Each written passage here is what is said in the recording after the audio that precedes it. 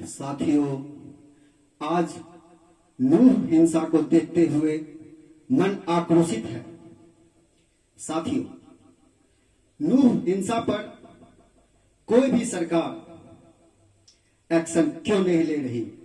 आजादी के इतने साल बाद ऐसा विद्रोह, ऐसा आतंकवाद, इसको मैं आतंकवाद ही कहूंगा, जो कत्लेआम, जो पलायन की स्थिति 1947 में थी, वही स्थिति आज क्यों? साथियों, आज सनातनी भारतीयों का जो कत्लेआम हो रहा है, जो उन्हें भगाया जा रहा है, उन्हें अपने एरिया से, अपने गांव से, अपने शहर से, अपने देश से जो खदेड़ने की राजनीति चली आ रही है, इसका अंत कब होगा? साथियों, सोचिए, मजहब के नाम पर देश को बांट दिया, मुसलमानों को पाकिस्तान दे दिया गया, उसके बावजूद भी हम सनातनियों के साथ, हम भारतीयों के साथ ऐसा क्यों? कोई भी घटना होता है तो उसे राजनीतिक नजरिए से क्यों देखा जाता है?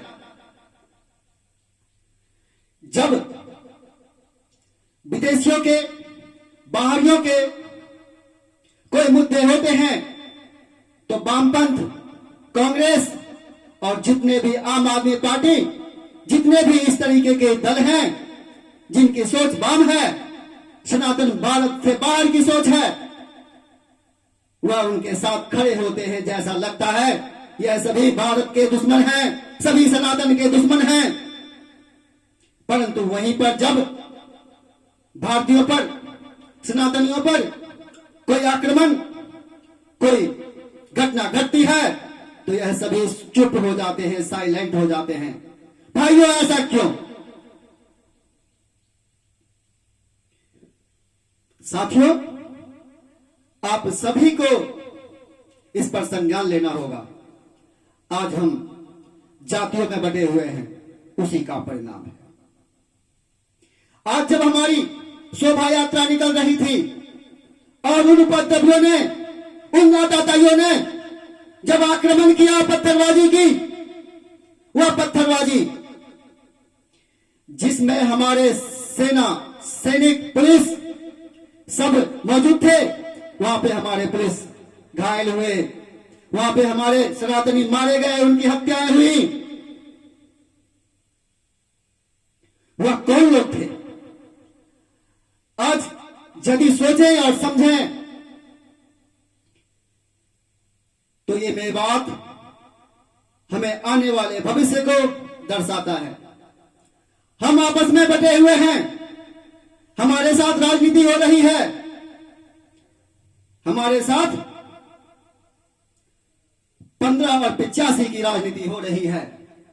15 में वह लोग आ जाते हैं जो विदेशी आक्रांता हैं, जो हमेशा सत्ता के लोभी हैं, जो सत्ता में रहना चाहते हैं। वह हमें आपस में बांट कर हमें तोड़ते हैं और हमारा संहार करते हैं और बचे खुचे लोगों पर राज करते हैं। ऐसे लोगों को पहचान कर सत्ता से उखाड़ फेंकिए, ऐसे लोगों का विद्रोह करिए। आदरणीय साथियों, सबसे पहले तो मैं एक आह्वान करूंगा, पक्ष कोई भी हो, सभी को शांति अपनानी चाहिए, क्योंकि हिंसा में कुछ नहीं रखा। परंतु साथियों, वहीं पर यह भी कहूंगा, जब सरकार विफल हो जाए तो जनता अपने बचाव के लिए क्या करेगी, इसका निर्णय जनता ही करेगी, क्योंकि सभी सरकारें विफल हैं। आज कोर्ट भी रात को 12 बजे तक खुलता है या कभी खुला है तो वह उन्हीं विद्रोहियों के लिए खुला है, ना कि हमारे भारतीयों के लिए, हमारे सनातनियों के लिए। कभी नहीं खुला। आज भी कहते हैं कि कोर्ट, न्यायालय पर उंगली नहीं उठाना चाहिए, परंतु जब वही न्यायालय सत्य का पक्ष छोड़कर विद्रोहियों के लिए रात को खुलता है, उनके साथ खड़ा होता है, तब हमें उस पर डाउट होता है, संदेह होता है। कहीं ऐसा तो नहीं हमारे न्यायालय में, हमारे कोर्ट में हमारे सर्वमान्य जगहों पर कहीं ये आताताई तो आकर नहीं बैठ गए, इन्होंने तो नहीं कुर्सी हासिल कर लिया। सावधान होने की आवश्यकता है साथियों। आज हरियाणा सरकार विफल है, नहीं तो सेना की टुकड़ी कब पहुंच गई होती और इन्हें रोक दिया गया होता। आज मैं विजय कुमार रचनात्मक जनमोर्चा पार्टी आरजेएमपी से तरफ से अपने पार्टी की तरफ से यह कहना चाह रहा हूं कि भारत के भारतीय और सनातनियों का भारत पे 100% अधिकार है। जब मजहब के नाम पर देश बट गया तो उन्हें चले जाना चाहिए, और यदि कुछ लोग रह गए हैं तो उन्हें अपनी भाईचारे के साथ रहना चाहिए। पर प्राथमिकता उन्हीं भारतीयों सनातनियों का होगा। यदि आप लोगों ने कानून को अपने हाथ में लिया और पुलिस प्रशासन सरकार विफल रही, तो मैं कहता हूं कि सनातनियों को, भारतीयों को अपनी रक्षा के लिए आगे बढ़ना होगा। साथियों, आज हम भारत में सुरक्षित नहीं, आज हमारी मां बहनें सुरक्षित नहीं, आज हम पलायन कर रहे हैं, गांव के गांव खाली हो रहा है, शहर का शहर हम खाली कर रहे हैं, भारत के अनेकों टुकड़े हो गए। इसका परिणाम कब तक शांत रहेंगे? शांति पाने के लिए, शांत रहने के लिए अपना सब कुछ त्याग दिया। अगर किसी ने कहा यह देश हमें दे दो, यह आधा देश हमें दे दो, या यह राज्य हमें दे दो, ये पैसा हमें दे दो, ये धन संपत्ति दे दो, तो हमने दे दिया क्योंकि हमें शांति चाहिए थी। पर कब तक देते रहेंगे इन्हें? लास्ट में ये आपकी हमारी सांसें भी मांग लेंगे, और मांगते आए हैं, इतिहास गवाह है। साथियों, हमने शक्ति अर्जित नहीं की।